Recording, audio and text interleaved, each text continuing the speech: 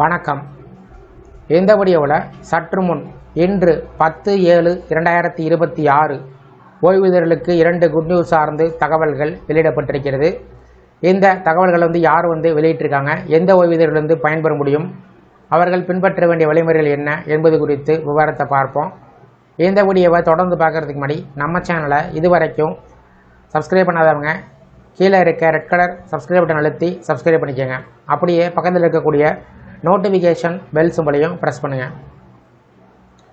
ஓய்வூதியர்கள் பயன்பெறும் வகையில் அவ்வப்போது அகவலைப்படி டிஏ, அகவலைப்படி நிலுவைத் தொகை, கருணைத் தொகை பற்றிய அறிவிப்புகள், ஓய்வூதியர்கள் வாழ்வுச் சான்று சமர்ப்பிப்பது சார்ந்த தகவல்கள், ஓய்வூதியர்கள் குறைதீர் கூட்டம் நடைபெறுவது சார்ந்த அறிவிப்புகள், அது சார்ந்த அவர்கள் பின்பற்ற வேண்டிய வழிமுறைகள், அதற்கான நிபந்தனைகள் வெளியிடப்பட்டு வருவது குறிப்பிடத்தக்கது.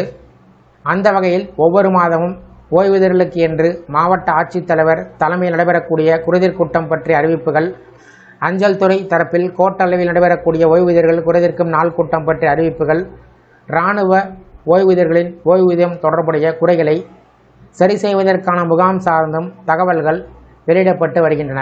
அந்த வகையில் அஞ்சலக ஓய்வூதியர்கள் குறைதீர்ப்பு நாள் கூட்டம் இன்று 10ஆம் தேதி காலை 11 மணிக்கு பொள்ளாச்சி அஞ்சல் கோட்ட கண்காணிப்பாளர் அலுவலகத்தில் நடைபெற இருக்கிறது. 8ஆம் தேதி வரையில் அஞ்சல் கோட்ட அலுவலகத்தில் பெறப்பட்ட மனுக்களே பரிசீலிக்கப்படும் என்றும் அறிவிக்கப்பட்டது. மனுக்களை அஞ்சலக ஓய்வூதியர்கள் அஞ்சல் கோட்ட கண்காணிப்பாளர் பொள்ளாச்சி அஞ்சல் கோட்டம் பொள்ளாச்சி 642001 என்ற முகவரிக்கு தபாலிலோ அல்லது DO Pollacchi.tn@indiapost.gov.in என்ற முகவரிக்கு மின்னஞ்சலில் அனுப்பலாம். தபாலில் அனுப்பும்போது உரையின் மேல் பென்ஷன் அதாலத் என்றும், மின்னஞ்சலில் அனுப்பி வைக்கும்போது பொருளில் பென்ஷன் அதாலத் என்றும் குறிப்பிட வேண்டும். வாரிசுதாரர் போன்ற சட்ட ரீதியான குறைகளை, கொள்கை சம்பந்தப்பட்ட குறைகளை அதாலத்தில் எடுத்துக்கொள்ள முடியாது என்று அஞ்சலக கோட்ட கண்காணிப்பாளர் சாந்தினி பேகம் தெரிவித்துள்ளார். அதேபோல சென்னை மத்திய கோட்ட அளவிலான அஞ்சல் துறை ஓய்வூதியர்கள் குறைதீர்ப்பு முகாம் இன்று ஜூலை மாதம் 10ஆம் தேதி காலை 10 மணி அளவில் சென்னை மத்திய கோட்ட முதுநிலை அஞ்சல் கண்காணிப்பாளர் அலுவலகத்தில் நடைபெற இருக்கிறது.